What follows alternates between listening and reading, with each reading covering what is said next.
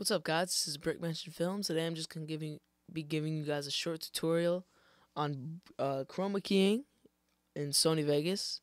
So as you can see, we're starting off right here. I got two files open, or two files imported, two picture files that I've taken with my Nikon DSLR. So what I'm gonna do is I'm just gonna drag this first one down here. Now this is just straight. This is just a straight one. This is not the. This is just straight chroma keying. Now I'm working in Sony Vegas, so what you have to do in Sony Vegas is go to Video Effects, and then go to Chroma Key. Then you have two choices. You have pure blue screen and blue screen, and you also have the same thing if you're using a green screen. But like, there's also some people use red screens. I've never seen that before, or heard of it, but there's just a pure option. I don't really know what that is. So I'm just going to use a blue screen because you can see I have a black or blue background. So I'm going to drag that right onto the video track. Drag that on.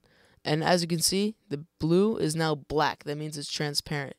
So to demonstrate the transparency, I'm just going to go into Media Generators, Solid Color, and drag down red. That's just for demonstration purposes. Now as you can see, it's not really red. It's like red down here, not that red up here. So what I'm going to do is I'm going to adjust the thresholds.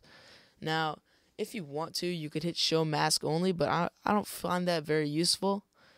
But yeah, I mean, whatever floats your boat, but I'm just going to leave that off and do it by eyesight of the basic picture. So the low threshold adjusts how much red there is. The high threshold adjusts how much not red there is. Adjust how much of the regular picture shows through.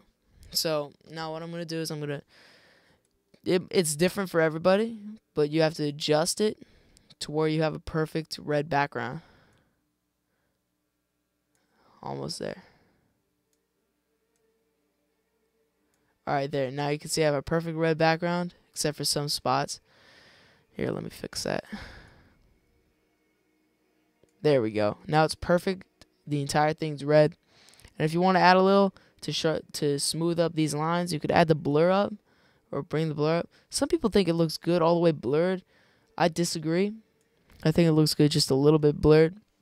So that's basic chroma keying in Sony Vegas. Now here's when you encounter a problem. Sometimes you forget that you're using a blue screen and you take a picture of, or you're using stop motion, something that's, let me clear these out.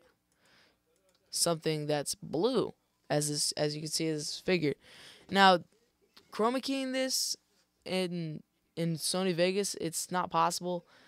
All you get is just an entire red slate. Instead of you'll see the light. No, you won't actually. You'll just see the entire background as red, and the person will also be red, except for the non-red, non-blue parts, such as his face, his guns, and his hat, and those letters. So what you'll have to do is you'll have to go into a compositing software, which I have right here. This software is called HitFilm 2 Ultimate. It gives you the ability to chroma key. It's a great program. Just if you're having any second thoughts about getting a compositing software, it's either this or After Effects, and this is much cheaper than After Effects, and it's pretty good. So I'm just gonna leave all that for the video purposes. And now you got two tracks right here. I'm just gonna import my picture. All right, there we go. So it's right here. Drag it down onto the video one. I'm gonna zoom in a little bit. Drag it right onto the video one, and then if it's gray like that, you just gotta click it, make composite shot, and then just hit convert. It'll do fine.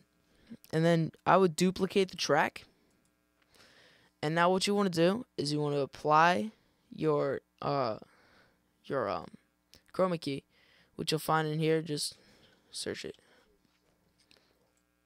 Now drag it onto the file, or not the file, excuse me.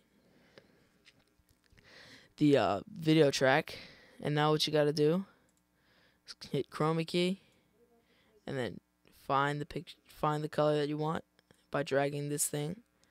You gotta find the color you want. Now you want to go into the layer on top, and you're gonna go into masking, Make sure you get the entire person.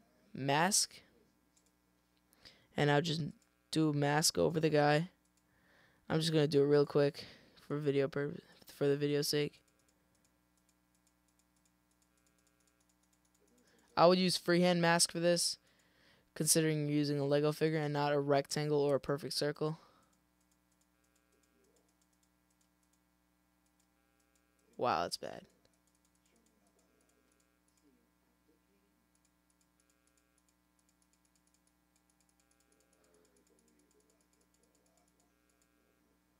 See if it didn't pick that up. Oh yeah, it did. Let's get rid of that mask that I just did. What the fuck?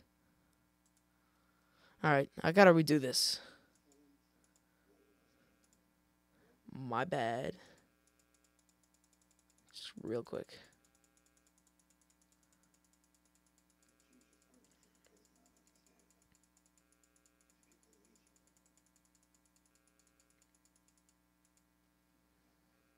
Let it register. Alright, there we go. Now, I'm just sort of playing around right now, to be honest.